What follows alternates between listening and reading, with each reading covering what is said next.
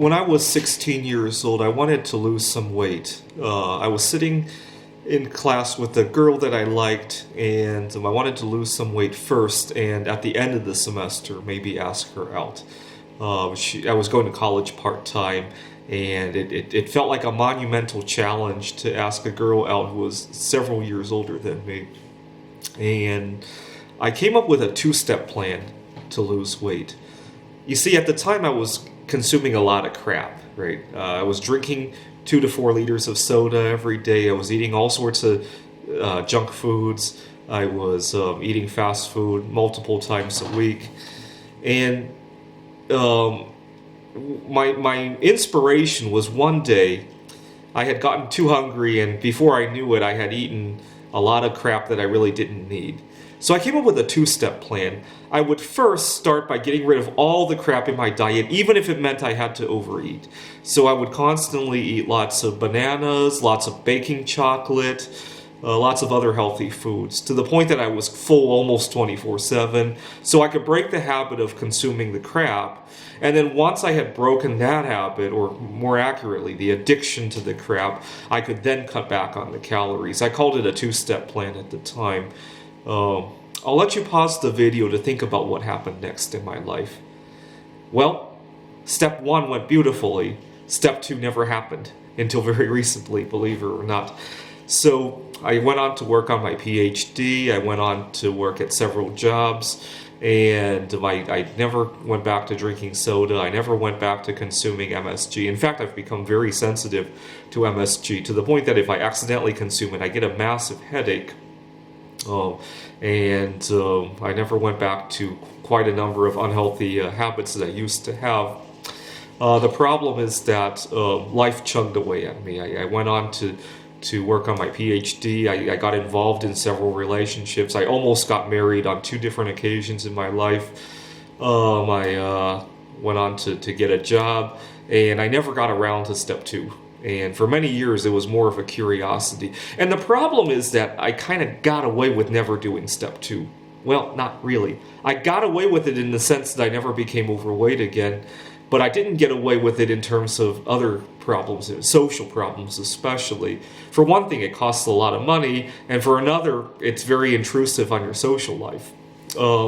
I would be in the middle of something that I really should be paying attention to, whether it be a meeting at work, or even going out on a date, or traveling, and my food cravings would just nag at me.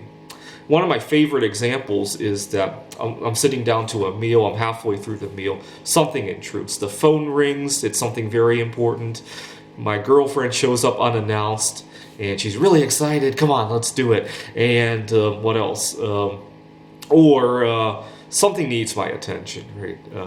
In the day of Zoom, something happens on Zoom that really needs my attention, but I had a problem. I was working at a tutoring center, and one of my clients showed up early. I was in the middle of eating lunch, and I was trying to give good customer service, and even though he was 10-20 minutes early, and my mouth just watered nonstop, to the point that it was a major distraction.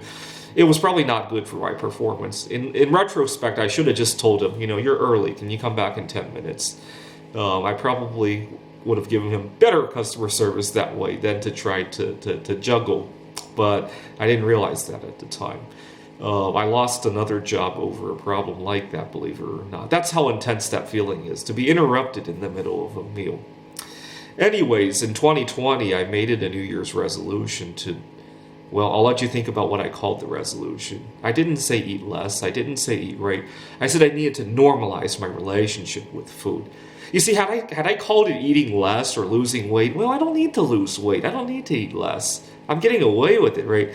The problem is the relationship with the food is what was driving me nuts, right? I think a lot of people mischaracterize their resolutions, and that's why they don't do them well, right? People generally don't need to lose weight. What they need to do is they have problems associated with being overweight, right? They have, my mom has type 2 diabetes, right? She needs to take care of her limbs, right? Or else she might lose a limb, right? Or her eyesight, right? She doesn't need to lose weight, right? For me, when I was 16, I needed to improve my image, right? Today, I need to normalize my relationship with food, right? Um, but so in 2020, I made it a New Year's resolution to normalize my relationship with food. And ironically, 2 months into the resolution, somebody halfway around the world decided to eat something unusual, and all of us got inconvenienced by that, right? Because this one person had a terrible relationship with food, right? There's so much uh, tasty stuff in the world to eat that is healthy, and yet they decided they needed to eat wildlife for whatever reason, right? And anyways, I thought I would just show that it's never too late, right? It took me 17 years to get to step 2 of a 2-step program, and in 2021, if you missed doing something in 2020, it's not too late. Thanks for watching.